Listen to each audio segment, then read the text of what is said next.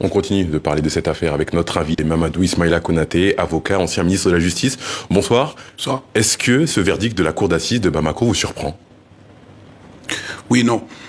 Quand on regarde l'allure qu'a pris cette affaire dès le début, où les soldats ivoiriens ont été considérés comme des mercenaires sur le sol malien, ont été poursuivis sur la base d'infractions qui sont assez graves, à savoir des atteintes à la sûreté extérieure de l'État, le port d'armes et la menace du gouvernement régulièrement mis en place. Oui, on pouvait s'imaginer que les Maliens étaient dans une dynamique d'aller plus fort, d'aller plus haut.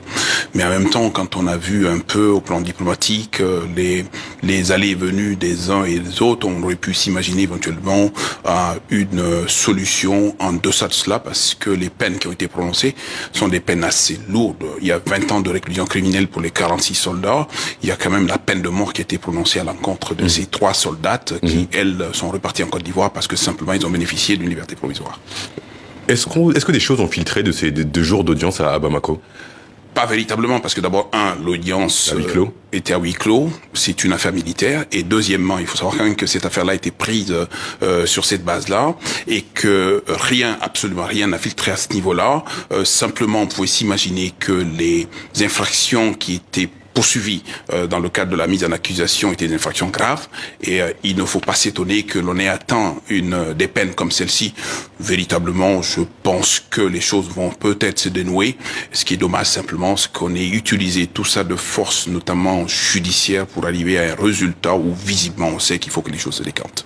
Dans son allocution, le président Assimi Goïta n'a pas évoqué le sort de ces 46 militaires. C'est dommage, il aurait pu l'évoquer, comme le président Alassane Dramane Ouattara l'a évoqué, en indiquant qu'ils vont rentrer très vite sur le sol ivoirien. Je pense que cette démarche, qui était celle du Mali, a prôné d'abord la justice. Aujourd'hui, il y a la justice, et la justice devrait sans doute laisser place aujourd'hui à la diplomatie. Le président Assimi Goïta aurait pu utiliser sa mansuétude dans le cadre des vœux pour permettre à ces 46 soldats ivoiriens de retourner en Côte d'Ivoire pour que la paix règne dans cette sous-région. Il y a eu une rencontre ivoiro-malienne il y a quelques jours dans un esprit plutôt fraternel. Il y a une signature d'un mémorandum. Les uns ont parlé d'un incident malheureux, les autres d'un malentendu. On est très loin de tout ça aujourd'hui. Bien sûr qu'on est très loin de tout cela. Vous savez, la justice a sa réalité, la justice a ses mots, la justice a sa démarche.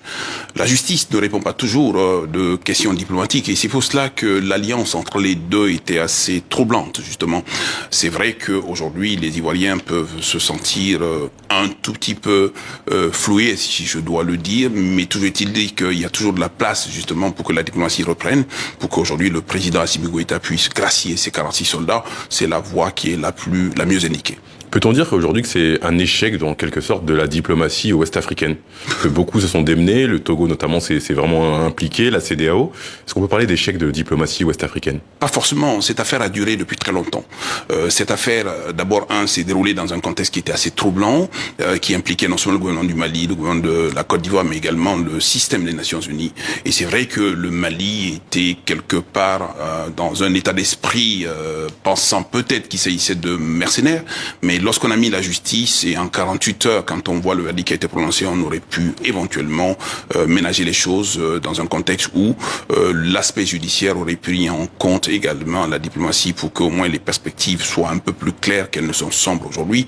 Mais il ne faut pas désespérer. Je pense encore que le pouvoir de grâce est entre les mains du chef de l'État du Mali. Il doit pouvoir l'exercer. Il faut qu'il l'exerce justement pour que le calme revienne. Vous l'évoquiez tout à l'heure, il y a les 3 soldats ivoiriens libérés en septembre qui ont été condamnés à la peine de mort. Comment expliquer cette lourde condamnation?